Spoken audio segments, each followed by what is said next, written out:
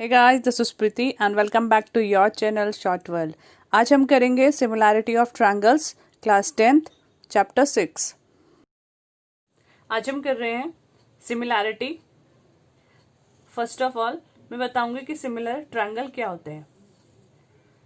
आपने 9th class में पढ़ा था, जब दो ट्रायंगल, सपोज करो हमारे पास है ट्रायंगल ABC और DEF, ये दो ट्रायंगल है। इनकी अगर कोई भी साइड, तीनों साइड एक दूसरे के इक्वल होते हैं, कॉरस्पॉन्डिंग साइड, यानी कि इसका ये वाला पार्ट तो इसका भी ये AC is equal to DF और BC is equal to EF होता है। AB is equal to DE, AC equal to DF and BC equal to EF। अगर ऐसा होता है तो दोनों ट्रायंगल कॉन्ग्रुएंट होते हैं। दोनों ट्रायंगल को हम कॉन्ग्रुएंट कहते हैं। कॉन्ग्रुएंसी का साइन ये होता है, एक वेव होगी और दो इक्वल होंगे। जब दो ट्रायंगल कॉन्ग्रुएंट होते हैं तो उनके एंगल भी इक्वल होते हैं, इनके कॉरस्पॉन्डिंग एंगल्स आर इक्वल, यानी A इक्वल होगा D के, B इक्वल होगा E के और C इक्वल होगा F के।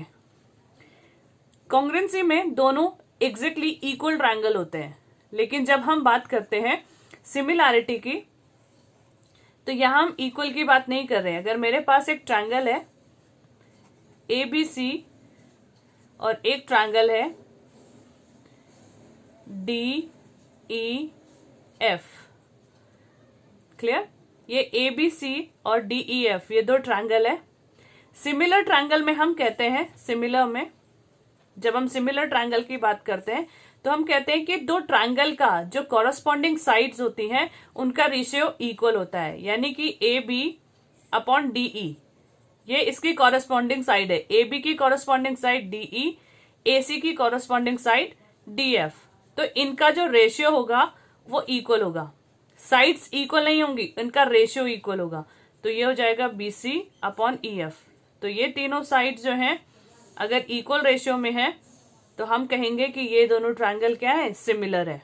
और जब दो ट्रायंगल सिमिलर होते हैं तो उनके कॉरस्पॉन्डिंग एंगल्स इक्वल होते हैं, यानी कि angle A is equal to angle D, angle B is equal to angle E and angle C is equal to angle F, और ये दोनों ट्रायंगल होंगे सिमिलर।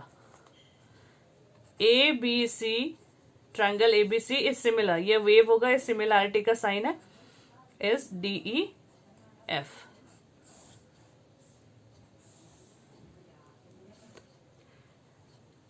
सिमिलैरिटी से रिलेटेड हमारे पास कुछ थ्योरम है, हम वो करेंगे। तो पहली थ्योरम हमारे पास आती है BPT। सबसे पहली थ्योरम हमारे पास जो आती है वो है BPT, यानी कि बेसिक प्रोपोर्शनैलिटी थ्योरम। इसे हम थेल्स थ्योरम भी कहते हैं। तो थेल्स थ्योरम हमें क्या बोलती है? If a line is drawn parallel to one side of a triangle intersecting the other two sides, then it divide the two side in the same ratio। अगर हमारे पास एक ट्रायंगल है ABC और DE BC के parallel है, DE जो line है वो BC के पैरेलल है, तो D और E पॉइंट AB और AC को सेम रेशियो में डिवाइड करेंगे, यानी कि AD upon DB is equal to AE upon EC। ये है हमारी BPT, बेसिक प्रोपोर्शनैलिटी थ्योरम। इसे हम बोलते हैं थेल्स थ्योरम।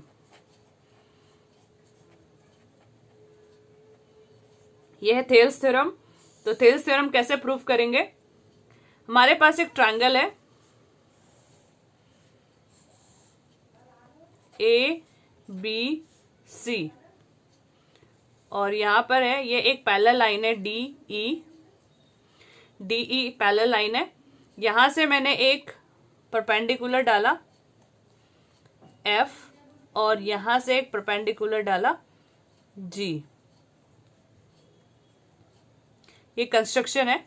तो हम थेल्स थ्योरम को प्रूफ करेंगे, यानी कि BPT हमें कहती है कि अगर किसी ट्रायंगल में इसके मिड पॉइंट, दो साइड के मिड पॉइंट को मिलाने वाली जो लाइन है वो BC के पैरेलल है, यानी थर्ड साइड के पैरेलल है, यानी कि DE parallel to BC, DE parallel है BC के, तो ये जो रेशियो है वो इक्वल होंगे, यानी कि AD upon DB is equal to AE upon EC। ये हमें प्रूफ करना है। फिर से बताती हूं, ABC एक ट्रायंगल है, मिड पॉइंट है ए बी का और ई मिड पॉइंट है ए सी का। डी ई को मिलाने वाली जो लाइन है वो बी सी के पैरेलल है, तो A D upon D B equal to A E upon C E.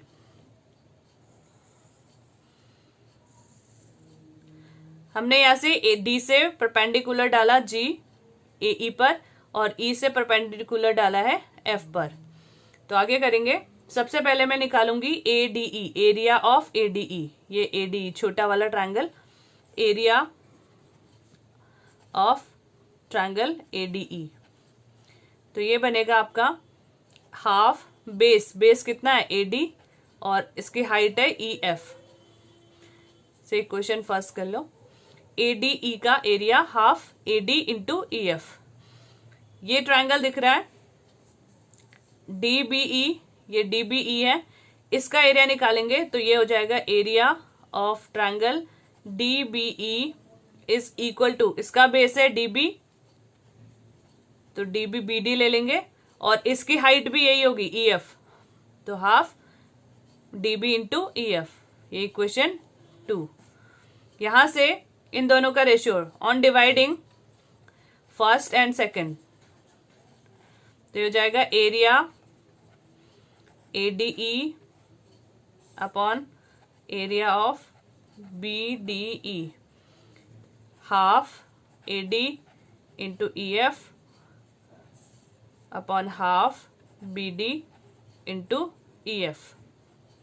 Half से हाफ कैंसिल, ई एफ से ई एफ कैंसिल, तो आपके पास आया area A D E upon area D B E is equal to A D upon B D. इसे आप equation 3 ले लीजिए। Area of D E, A D E का एरिया हम दोबारा निकालते हैं, तो area of A D E equal to half A E into D ji, A E into D जी हो जाएगा। ये क्वेश्चन 4 बनी आपकी। उसके बाद मैं निकालूंगी area of D E C, तो ये जाएगा half E C into D जी। इन दोनों को डिवाइड कर लेंगे। यहां से हमने ये निकाला है, ये है डी ई सी, ये वाला ट्रायंगल, ये वाला जो ट्रायंगल दिख रहा है आपको, ये वाला ट्रायंगल है डी ई सी। इसका एरिया निकाला तो ये बेस हो गया इसका ई सी और इसकी हाइट हो गई D G. Area of A D E upon area of D E C, तो ये हो जाएगा half A E into D G upon half E C into D G. D G से डी जी कैंसिल, हाफ से half cancel, तो ये बना A D E upon D E C equal to A E upon E C. ये आपकी equation 6 आ गई। अब हमें पता है triangles on the same base between the same parallel line. 9th class के थ्योरम है डीई, ये डीई दिख रहा है, सेम बेस है डीई बी का और डीई सी का, तो same base same parallel line, same base और सेम पैरेलल लाइन के बीच में जो ट्रायंगल्स होते हैं उनका एरिया इक्वल होता है। तो हम लिखेंगे area of D E B is equal to area of D E C. इसका रेसिप्रोकल किया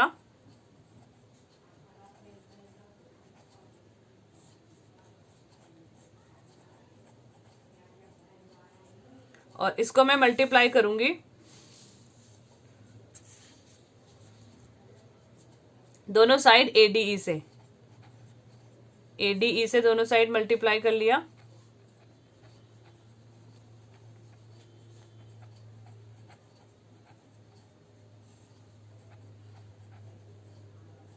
तो एडीई अपॉन डीई बी आपने फर्स्ट निकाला था इक्वेशन 3 में, एडीई अपॉन डीबीई, तो ये बना आपका एडी अपॉन डीबी या बीडी, और ये आपने निकाला एडीई अपॉन डीई सी, एई अपॉन ईसी। यही आपको प्रूफ करना था और इसे हम बोलते हैं बीपीटी या थेल्स थ्योरम। तो देखिए मैंने क्या किया, सबसे पहले हमारे पास ट्रायंगल है ABC।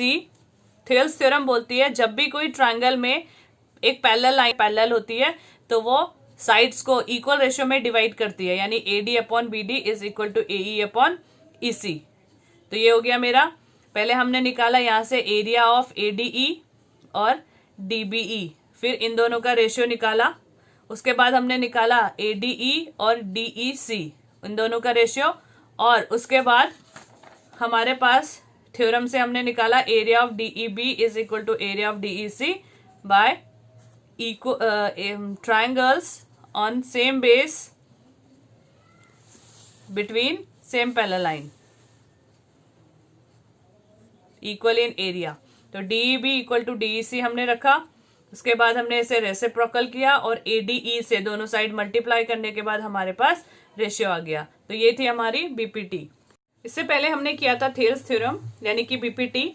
BPT क्या बोलता है, if a line drawn parallel to one side, ये जो DE है पैरेलल है BC के, तो ये D और E पॉइंट इन दोनों साइड को AB और AC को इक्वल रेशियो में डिवाइड करेंगे, यानी कि AD upon BD is equal to AE upon EC। ये हमारा कहता है BPT। अब हम इसके बाद करेंगे कन्वर्स ऑफ BPT, यानी कि मेरे पास ये रेशियो दिया होगा और मुझे DE को पैरेलल प्रूफ करना है। ये है कन्वर्स ऑफ BPT। अभी हमने BPT करा, अब हम करेंगे converse of basic proportionality theorem, यानी कि basic of converse of BPT। BPT में हम कन्वर्स यानी कि उसका उल्टा, हम यहाँ पे पहले वाले में हमें गिवन था, BPT में हमें गिवन था कि DE पैरेलल है BC के और हमें प्रूफ करना था AD upon DB equal to AE upon EC। अब हमें गिवन है AD upon DB equal to AE upon EC और हमें प्रूफ करना है DE पैरेलल है BC के। तो ये हो गया इसका कन्वर्स। तो यहां पर हमारे पास है ABC एक ट्रायंगल है और मुझे प्रूफ करना है DE is parallel to BC। हमारे पास गिवन है AD upon BD is equal to AE upon EC। ये मेरे पास गिवन है AD अपॉन BD, यानी AD upon BD is equal to AE upon EC। मुझे प्रूफ करना है कि ये DE जो है पैरेलल है BC के। अगर DE पैरेलल नहीं है BC के तो कोई ना कोई लाइन तो होगी इसके BC के पैरेलल। सपोज DF जो है पैरेलल है BC के। Let's suppose DF parallel to BC। DF जो है पैरेलल है किसके, BC के। अब BPT क्या बोलती है कि किसी ट्रायंगल में अगर एक लाइन थर्ड साइड के पैरेलल है तो वो उसे डिवाइड कैसे करेगी, AD upon BD is equal to AF upon FC। ये बोलेगा इसे में, ये हमें क्या बोलता है BPT क्या बोलेगा कि अगर ये DF पैरेलल है BC के तो AD upon BD is equal to AF upon FC। अब आपको दिख रहा है यहाँ पे AD upon BD equal to AE upon EC है और AD अपॉन BD हमने क्या निकाला, AF अपॉन FC। ठीक है, इन दोनों को हम कंपेयर कर लेंगे। इसे मैं इक्वेशन फर्स्ट डाल लेती हूँ और इसे सेकंड डाल लेती हूँ। ऑन कंपेयरिंग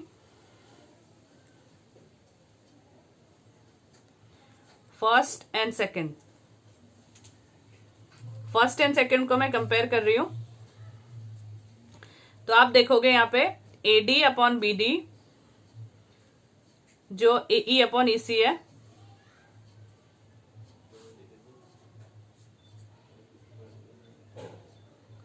इसे हम रखेंगे AF अपॉन FC के। तो ये बनेगा मेरा AE upon EC equal to AF upon FC। ठीक है, यहां पे हमारे पास आ गया AE upon EC equal to AF upon FC। Adding one both side,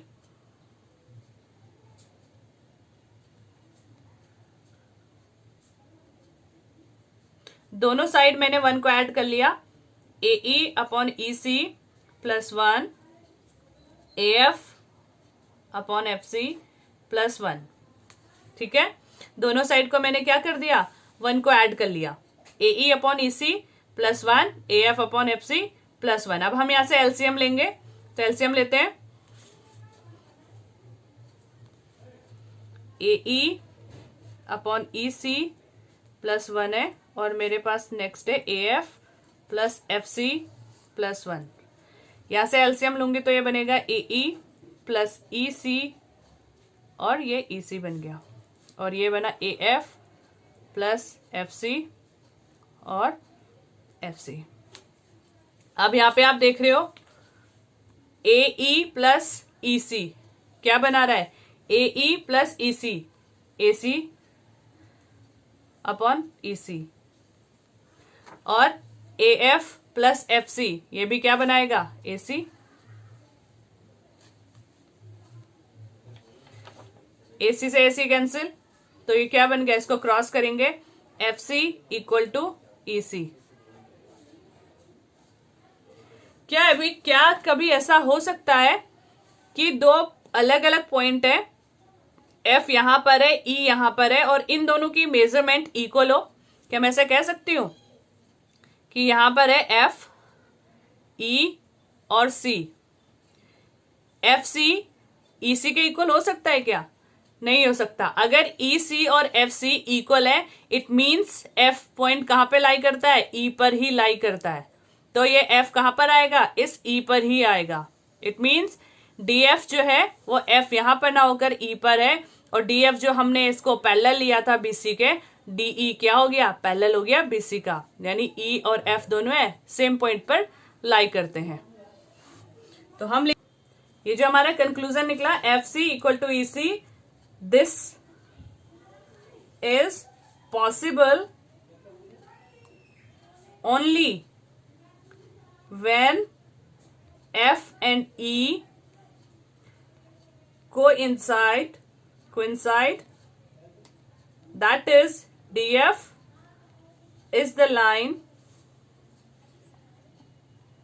L itself, but DF is parallel to BC, hence L is parallel to BC, it means DE is parallel to BC, और मुझे यही proof करना था। ये थी आपकी converse of PPT. Question करते हैं बीपीटी से रिलेटेड।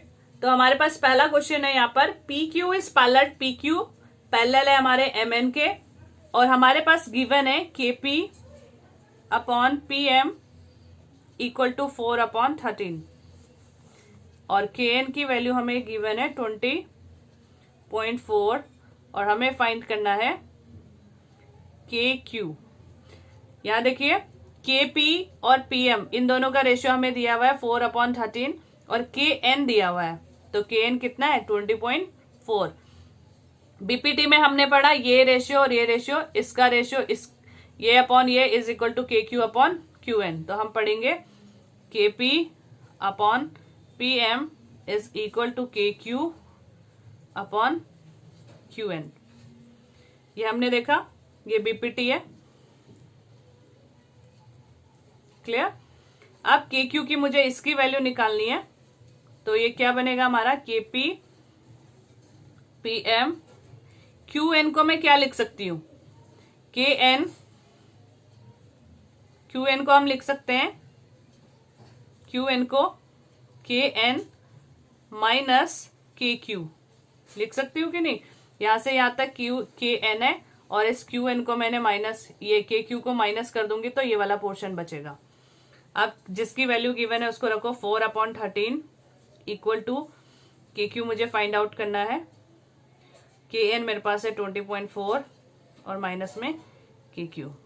इसको आप क्रॉस कर लीजिए, यहाँ क्रॉस मल्टीप्लाई कर लेंगे, तो 20.4 into 4 minus 4 KQ equal to 13 KQ।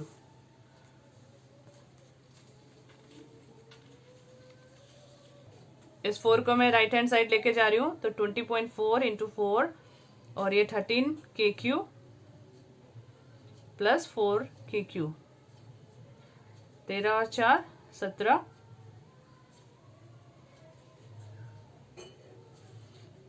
कि Q equal to 20.4 into 4 upon में 17। तो इसे कैंसिल आउट कर लेंगे। ये कैंसिल आउट करने के बाद जो है हमारे पास आया 4 4 जा 16, 1 और 4 2 जा 8, 81.6 अपॉन 17।